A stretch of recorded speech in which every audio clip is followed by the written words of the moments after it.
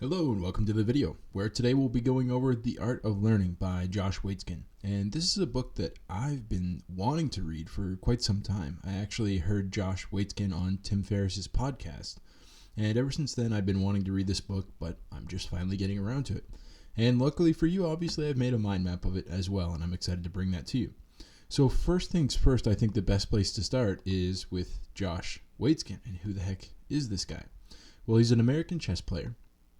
He was recognized as a child prodigy really from a pretty young age. I think about either 6 or maybe it was 9. He was recognized as a child prodigy. The book and movie Searching for Bobby Fischer, which if you haven't seen the movie, I really recommend it. It was on Netflix when I watched it. It might still be on there. Was based on his life. And he's also now a martial arts competitor since he's quit playing chess, or quit at least competing in the chess world. He's now a martial arts competitor.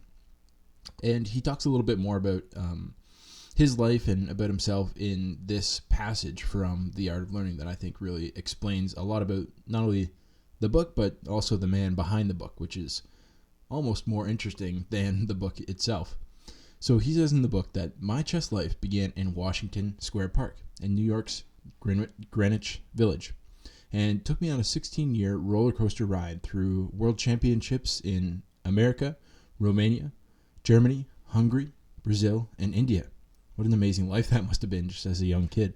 Through every kind of heartache and ecstasy as a competitor can imagine.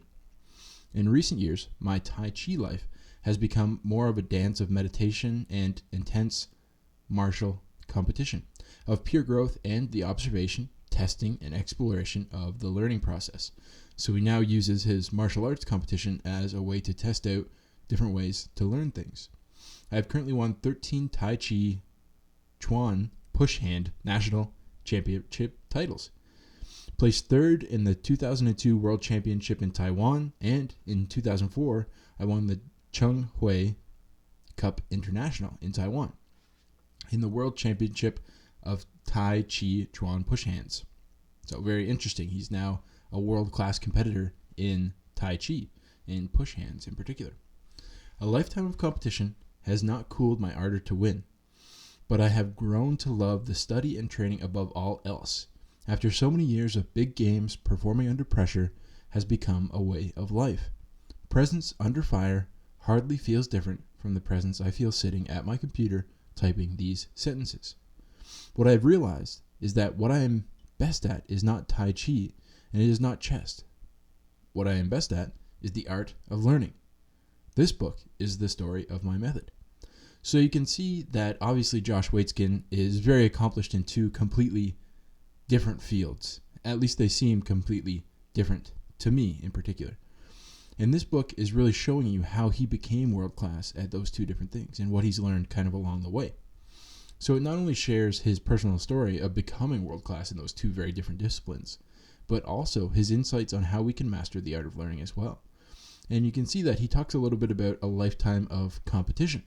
And I think it's interesting because the book is about the art of learning, but also quite a bit about it is about competition and how not only to learn something, but to be able to perform at a high level at that thing that you've learned, which I think is so important. Action is really the end all and be all of learning anything. So it's a very entertaining read, and I recommend you pick it up if you're interested in hearing more about Josh's story. And I would say that that interview on Tim Ferriss's podcast, which is one of the very few interviews that I was able to find with Josh Waitzkin, is a very, very good interview, and I really recommend you go and check that out if you listen to podcasts. So the first thing we're going to talk about, the first kind of big idea here from The Art of Learning, is two different approaches.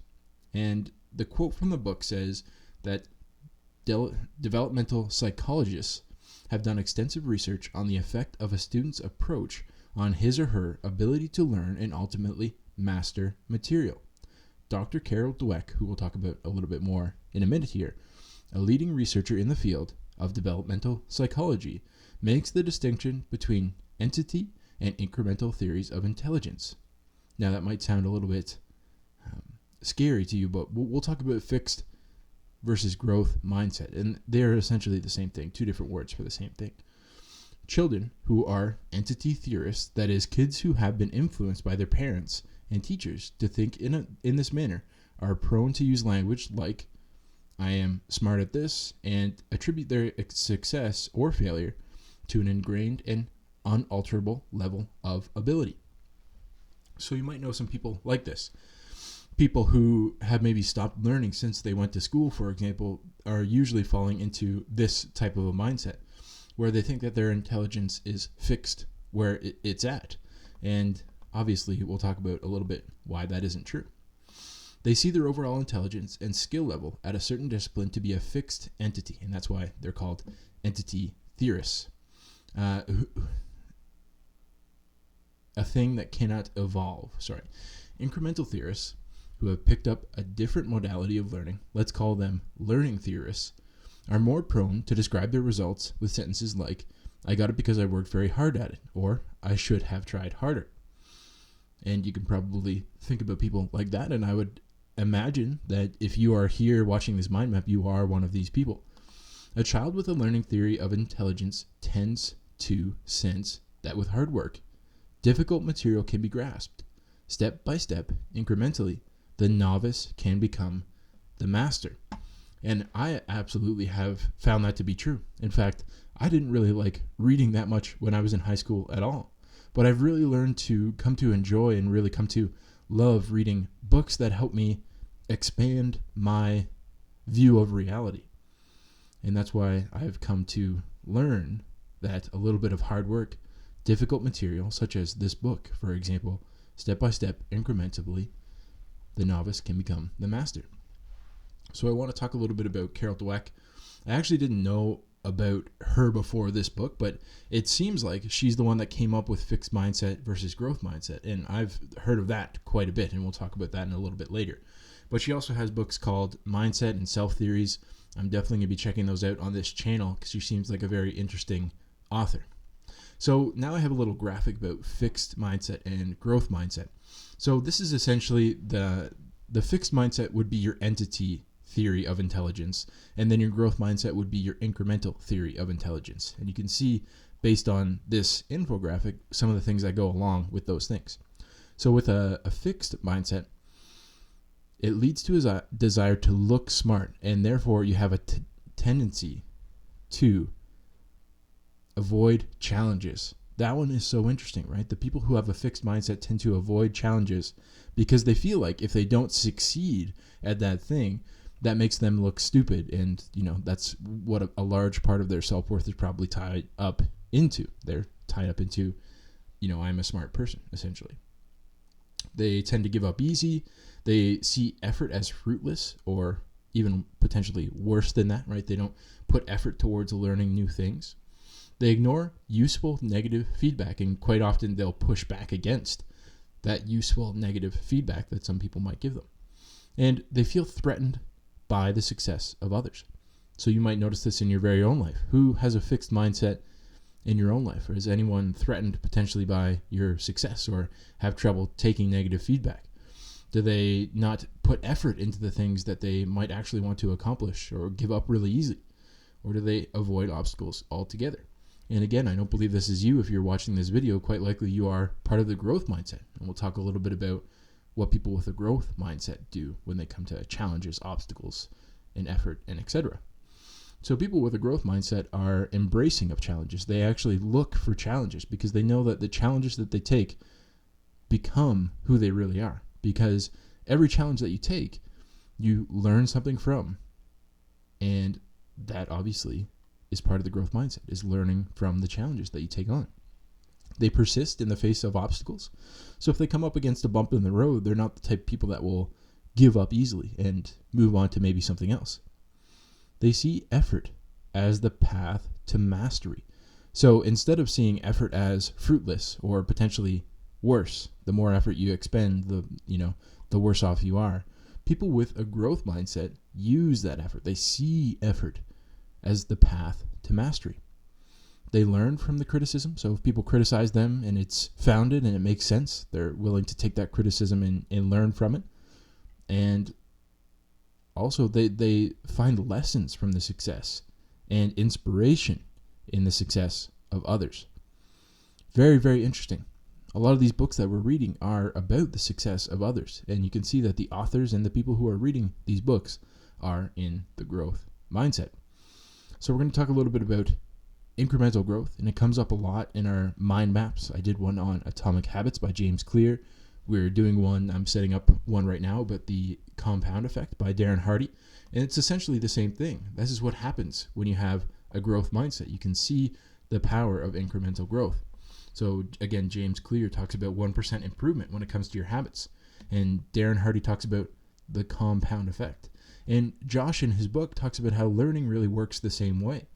You can't learn everything all at once, but slowly but surely you make 1% incremental improvements, and by the end of a year, you're 37 times better. And then I think by the end of 5 years, you're something like 76 million times better than you were before.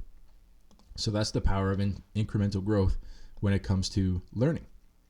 And we'll talk a little bit about growing a growth mindset. So if you don't currently have a growth mindset, or there's people in your life that don't currently have a growth mindset and you would like to help them see the way forward as far as a growth mindset goes, these are some of the things that you can think about. Remember that how you view your skills, talent, and potential matters a lot. So even just knowing that how you view matters a lot is very, very important. It makes the difference between whether you will work hard enough to succeed or not. Very, very interesting. This is something pernicious nowadays because we see everything as immediate results, right? You're on Instagram or etc., and what you'll see is the end result of what people have accomplished. And it looks like they are an overnight success. But meanwhile, that person has likely been working for 5, 10, 15, 30 years potentially on that thing that you're seeing them have success with. So you're not seeing the years and perhaps decades it took to accomplish. And then because of that, instead of valuing the process that it took to get there and again mirroring maybe and learning from what they've done in order to be successful, sometimes we have a tendency nowadays, especially with social media, to value the outcome rather than valuing the process. Instead of saying the amazing amount of work that person put in order to be successful, we value the cars, the money, the etc. that person has that we would like to eventually one day accomplish.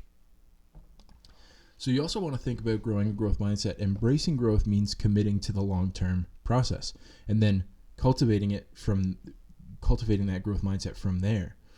Very interesting again, right? These people that are thinking about the outcome, they value the outcome rather than valuing the process, are not thinking about how valuable the process, the years in between where you are and where you would like to be are. And that's really where it means to be committed to something for a very long term. And in order to accomplish that growth mindset and committing to that, you need to have a lot of resilience because you're going to bump up against obstacles. Exactly like we talked about in this infographic up here. You're going to bump up against challenges, obstacles. You're going to have to put out a lot of effort and deal with some criticism. You have to be resilient in order to get through a lot of those things. And embracing a growth mindset means being resilient. And it also means being persistent. It means putting in that long, sustained effort and committing to that long-term process. And you think about the place in your life where you may have resigned that you're just not that good, or you can't seem to understand it. And think, what if I committed fully to working on those specific things, whatever it is, whether it's health and fitness, whether it's business, whether it's speed reading, anything that you might be thinking, oh, I'm just not that good at. Go ahead and commit to it. Can you commit to it fully? Or even think, what would happen if I committed to this thing fully? And then would you be able to eventually overcome some of the obstacles that you might be seeing? Or are you just afraid of putting in effort at a time that you don't know for sure you're going to get a return on it? In order to be part of the approach that is going to help you learn, the growth mindset, you definitely need to be able to commit to something and put a lot of effort into it without knowing for sure that you're going to be able to succeed. You might be able to see the light at the end of the tunnel as far as being able to accomplish something. You might be able to look at the success of others and mirror what they've done and then put your effort into the process that they have already kind of crafted for you. But you don't know for sure if there's going to be results at the end of the tunnel, and you have to be able to commit to it without knowing for sure that you will be successful. That's a very, very important part of the growth mindset. But if you stick to it quite often and follow a good enough process, chances are very likely that you will be able to succeed whatever succeed at whatever it is you would like to achieve. Now, we talked about the two different approaches. We talked about the fixed mindset and the growth mindset.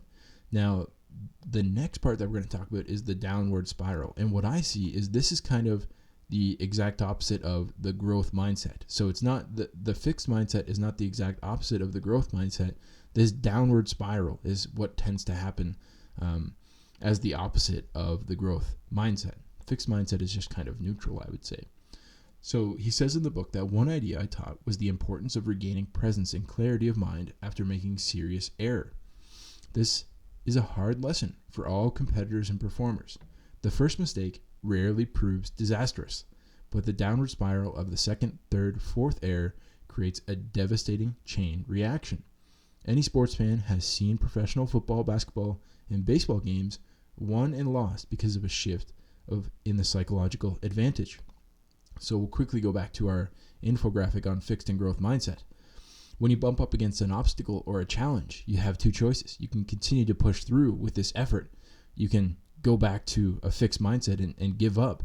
But what actually happens with the fixed mindset is this looks like it's essentially linear, right? It looks like it's neither moving forward nor backwards. But because of this downward spiral, quite often what will happen is not only will you not move forward, but you'll actually end up moving backwards because you continually fail at the things that you are trying to achieve, because every time you come up against an obstacle, you get discouraged, and not only do you stop working towards something, but you actually actively work against what you were trying to achieve before because you are afraid of those challenges and obstacles and failures.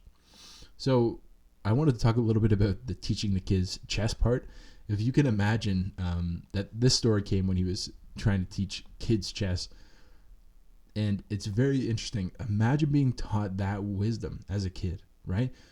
Not necessarily, okay, you need to be good at chess. Here are the exact moves that you're going to need to do. But this principle, that it's not the first mistake, right? You can make one mistake. But what you want to do is try and avoid the second, third, and fourth error that's caused by this kind of chain reaction and that shift in the psychological advantage. Very, very interesting. Great principle to know, especially when you're such a little kid. The same rules are applying in our life, really. It's not about that first mistake, but the downward spiral afterwards, leading to the second and third and fourth and fifth mistakes. And this could happen in anything. Specifically, let's talk about health and fitness. So let's say you miss going to the gym one day, and as James Clear says, he says, don't miss twice. Don't miss twice in a row. Very, very important. Because what happens is the second day becomes easier to miss. And then the third day is even easier than that, and the fourth, and the fifth, and the sixth. And instead of the growth mindset, what ends up happening is you start to dip down.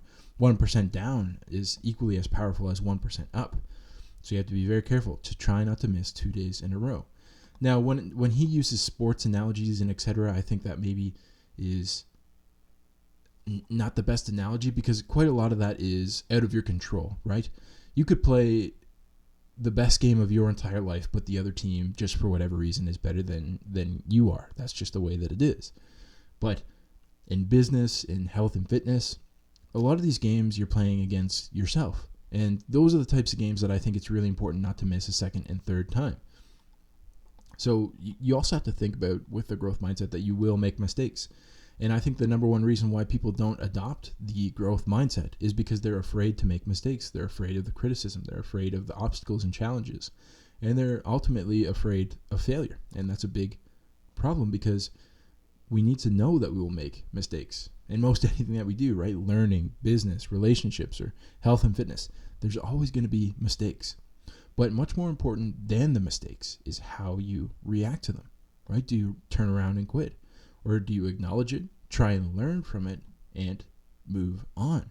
So very interesting when it comes to learning and competition. We're talking about the two different approaches, and then avoiding the downward spiral. And again, this seems to not only be mirrored in learning, but also be mirrored in competition. Because when you're thinking about having your growth mindset, the bumps that you're going to come along the road with your obstacles, challenges, and etc. are most often going to be in your competition. They're not going to be when you're practicing or when you're learning and etc. You're going to bump into the roadblocks during the competition. And that's where it's important to bump into the roadblocks and to try and avoid that downward spiral when it comes to learning as well. If you're trying to learn something, say from a book or etc., and you have a certain action that you want to take, or you have something that you want to accomplish from that action, which really I think is the only time that you should be looking to learn something, when you're willing to take action on it.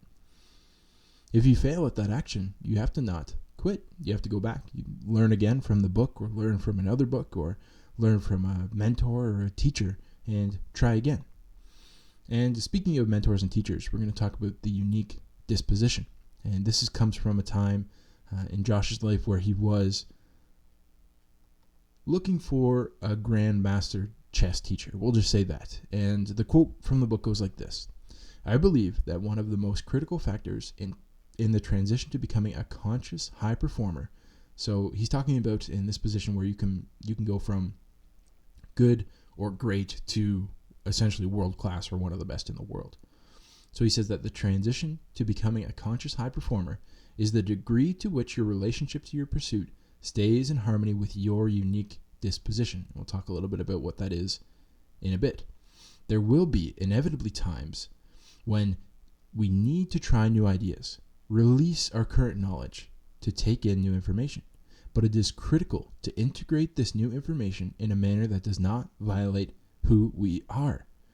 People don't talk about how you need to learn in your own unique learning style.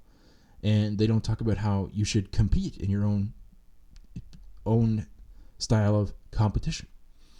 For example, back when I was boxing, when I was a little bit younger, I had a style that was much, much different than the other heavyweights that were out there.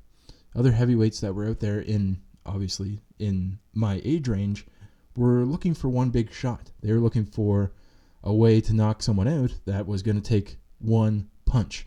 And a lot of these guys were very big. And of course, they had that power. But what I was able to do, because I was small for the heavyweight weight class, was kind of stick and move and stay on the outside and be able to move in and move out a lot faster than they were able to move. And eventually by round 2, round 3, they would be very, very tired.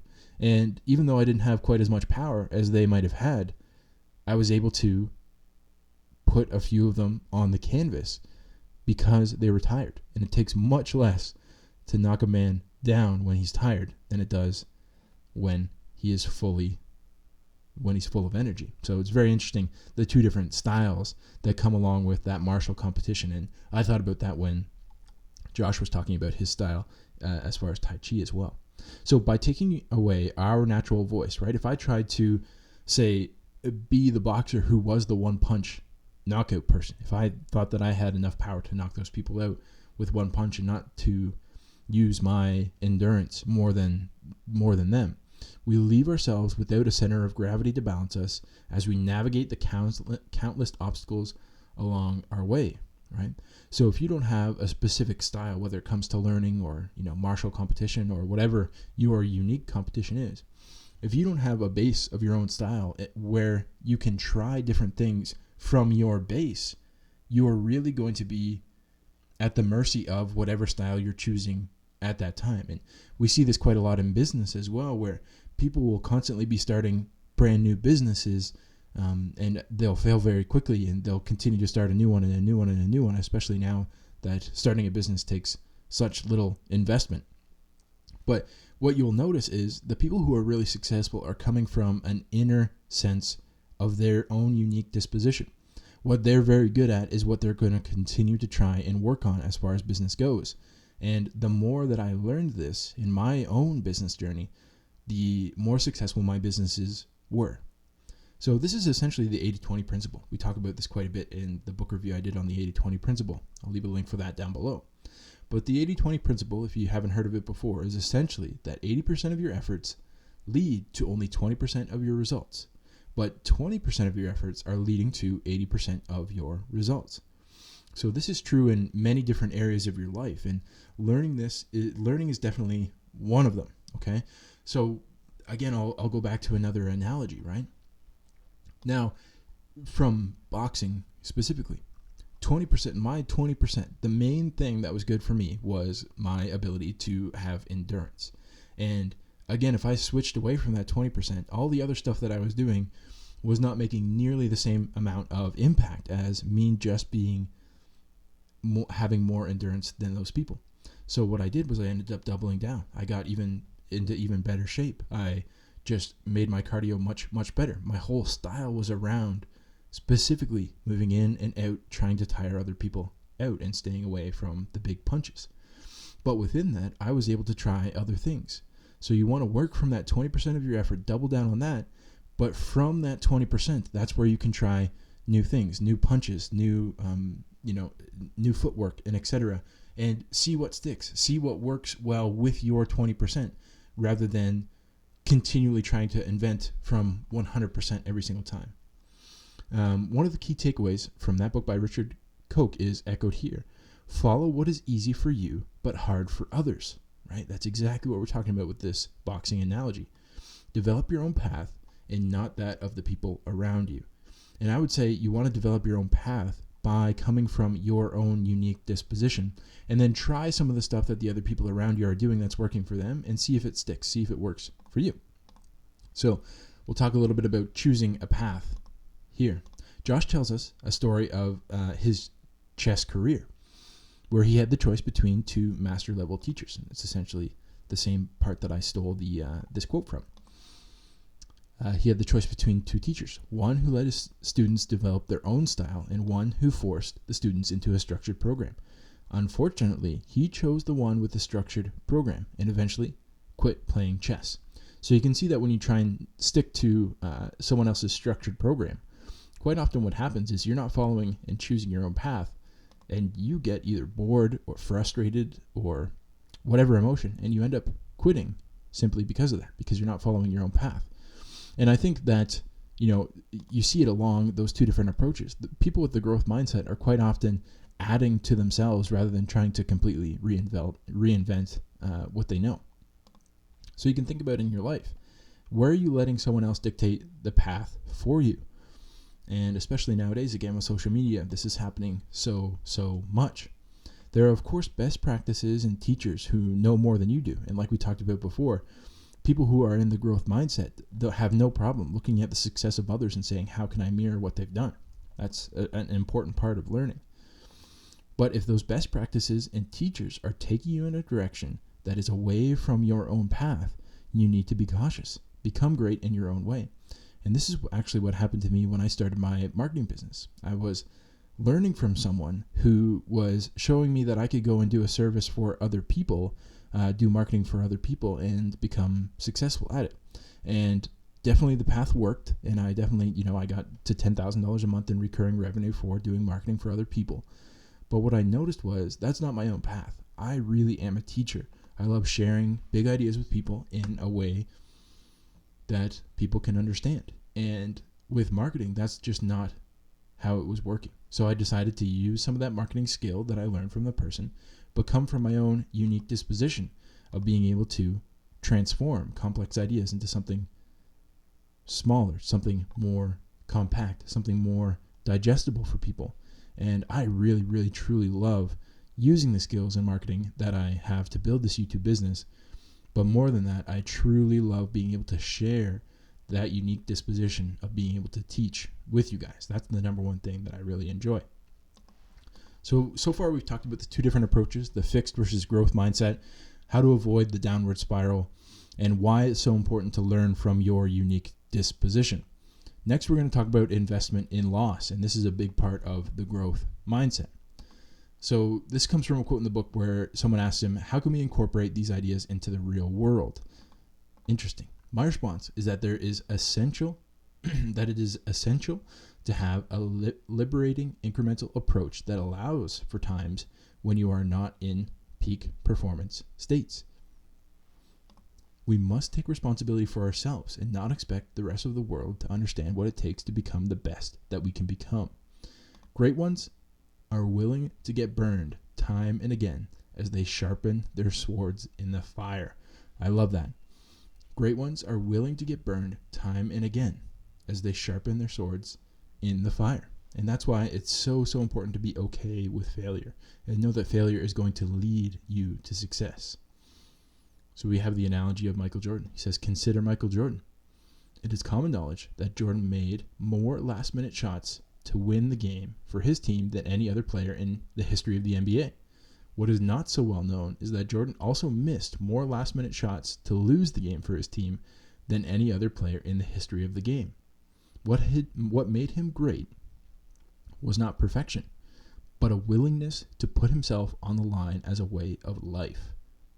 Wow, what made him great, him the greatest, was not perfection, but a willingness to put himself on the line as a way of life. I love that. Did he suffer all those nights when he sent 20,000 Bulls fans home heartbroken? Of course, right? So it says here, did he suffer? Of course he did. It comes with the territory. But he was willing to look bad on the road to basketball immortality. Love that analogy, right? So we're going to talk about investment and loss, and then we're going to talk about the willingness to fail. So Jordan was willing to fail more than any other player, as we saw in that quote there. So he was able to take the most potential game-winning shots. Now, obviously, Jordan was a great player, and his percentage of taking those shots was probably the highest on his team, if not the highest ever. But the willingness to put the whole team on his back.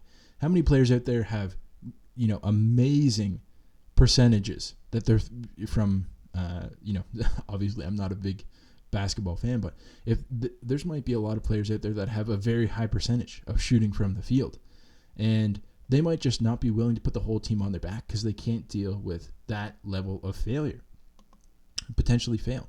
Made him the greatest basketball player of all time. And now I wanted to ask, are you willing to fail? What do you want to accomplish? What's your vision for your life? And then are you willing to fail hundreds or thousands of times in order to accomplish that? So if you go back and look at my YouTube videos on this channel, you'll notice that the first, second, third, fourth, fifth, probably even by the time you're watching this video are much, much worse than the videos that I'm going to be producing in a year, 2 year, 5 year time. But because I'm committed to the long term and I'm watching to you guys for criticism in order to be able to create a better product, that's what's going to make me great at these mind map videos, one failure at a time. So we should talk about what's your goal. I maybe should have put this what's your goal first. But he says, one thing I have learned as a competitor is that there are clear distinctions between what it takes to be decent, what it takes to be good, what it takes to be great, and what it takes to be among the best. I love that he has those clear distinctions. Never thought about it like this before. He says, if your goal is to be mediocre, then you have a considerable margin for error. You can get depressed when fired and mope around waiting for someone to call you with a new job offer. If you hurt your toe, you can take 6 weeks watching television and eating potato chips. In line with that mindset, most people think of injuries as a setback, something they have to recover from or deal with. Now we're talking about sports again, but this could be anything. This could be failure in any way, shape, or form. From the outside, for fans or spectators, an injured athlete is in purgatory, hovering in some impotent state between competing and sitting on the bench.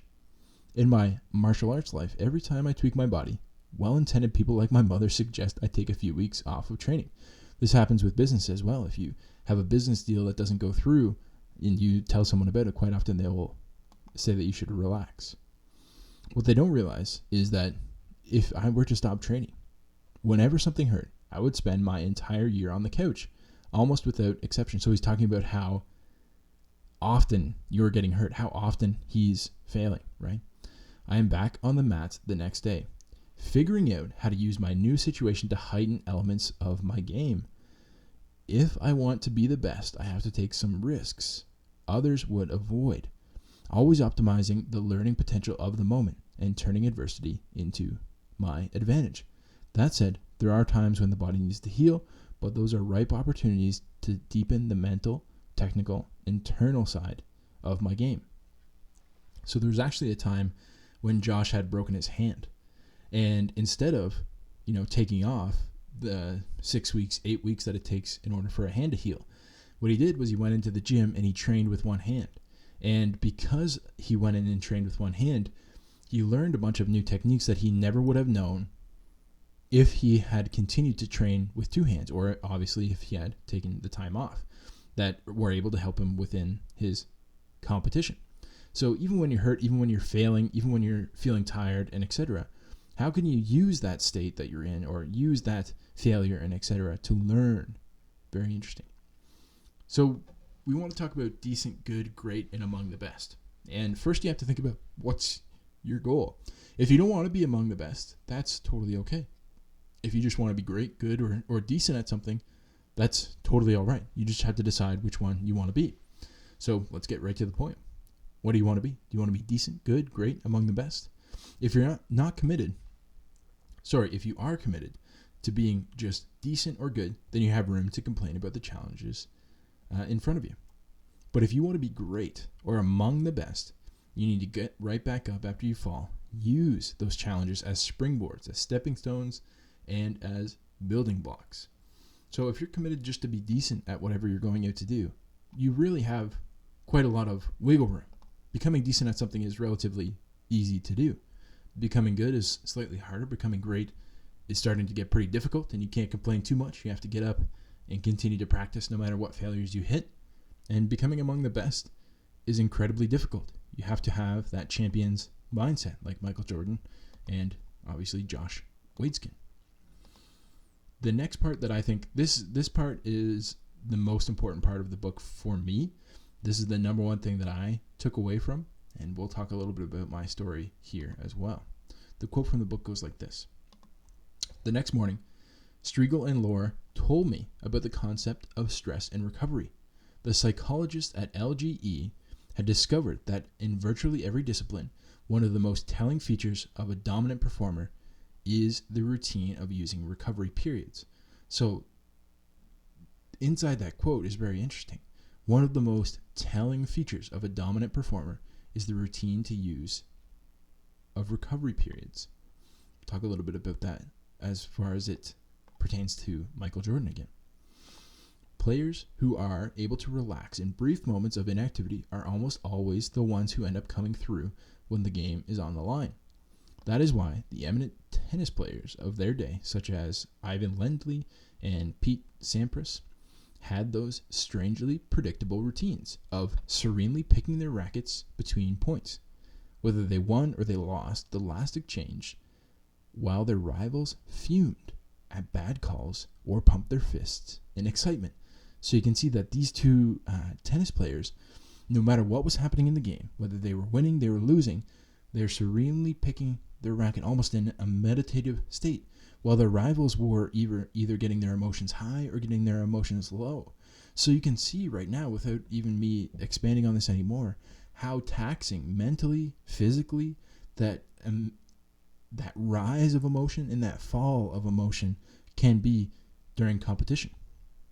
So he says, remember Michael Jordan sitting on the bench, a towel on his shoulders, letting it all go for a 2-minute break before coming back to the game. Jordan was completely serene on the bench, even though the Bulls desperately needed him on the court. He had the fastest recovery time of any athlete I've ever seen. So Michael Jordan was taking that 2-minute break and just relaxing and almost getting into that meditative state, deep meditative state. The notion that I didn't have to hold myself in a state of feverish concentration every second of a chess game was a huge liberation. And this is a huge liberation for me as well in business, in learning these books.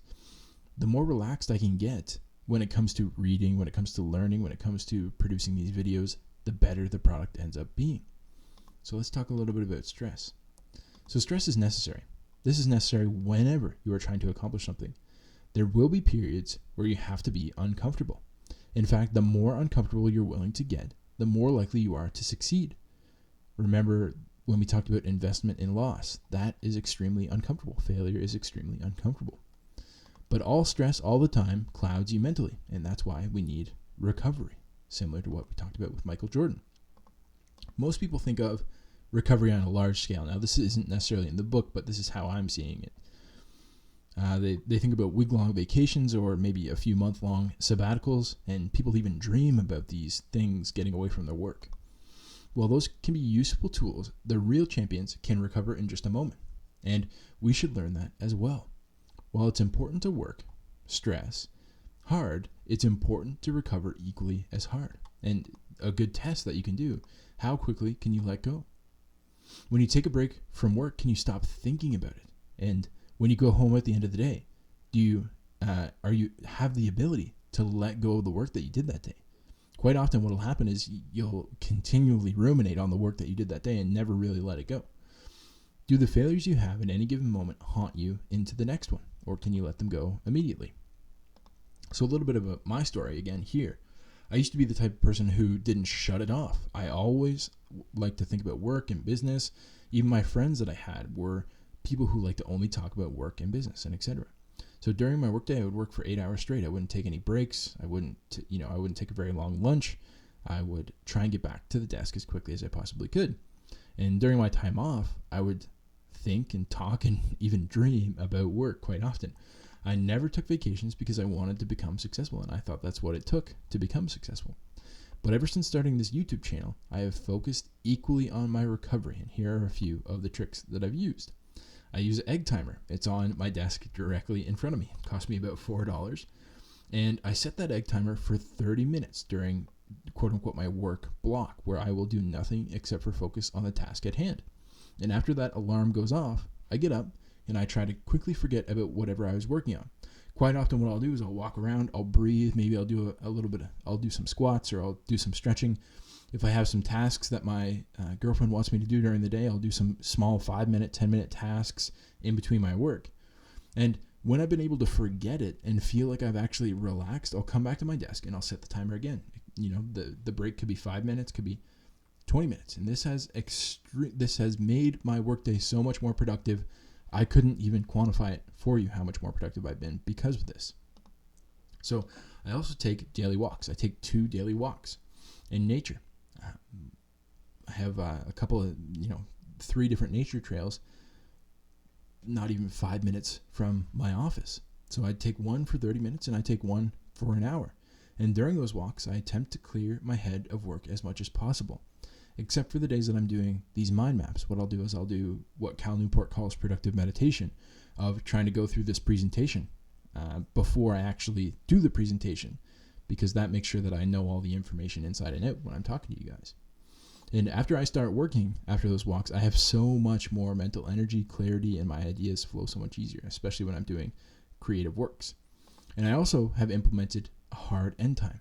I will shut off my computer by 5 p.m. no matter how much work I got done that day. If I was completely distracted and I ended up not getting anything done that day, I will still shut my computer off at 5 p.m. Because as soon as I let myself go past 5 p.m., my day ends up becoming, because I control my own schedule, my day ends up becoming, it could be 6 hours, it could be 8 hours, it could be 12, it could be 16 in order to get the stuff done. So I don't actually work as hard as I possibly can within the amount of time that I'm given, or that I give myself, I should say. So this not only gives me time to rest, right? Time to rest from that 5 p.m. all the way until about 8 or 9 p.m. or 8 or 9 a.m. But it puts a little more stress in my day. So I'm doing both. I'm giving myself more rest, but I also am stressing myself out by saying I have to get done what I want to get done by 5 p.m. or it's not going to get done that day. And that gives me a little bit of extra focus. And obviously the rest gives me that little bit of extra focus. It gives me the energy to be able to deal with that little bit of extra stress that I've given myself by putting a hard end on the end of my day. Now, the last point of this book comes from the end, and he talks about how it's always on the line. He says, in every discipline, the ability to be clear-headed, present, cool under fire is much of what separates the best from the mediocre. Exactly what we talked about with him, exactly what we talked about with Michael Jordan. While more subtle, this issue is perhaps even more critical in solitary pursuits. Finally, we're talking about some of the stuff that all of you guys might be doing, such as writing, painting, scholarly thinking, and learning. In the absence of our continual external reinforcement, we must be our own monitor, and quality of presence is often the best gauge. Quality of presence is often the best gauge. How present you're feeling during your workday is the best gauge in how much you're actually accomplishing. We cannot expect to touch excellence if going through the motions is the norm in our lives. Very, very interesting. This is essentially Deep Work by Cal Newport.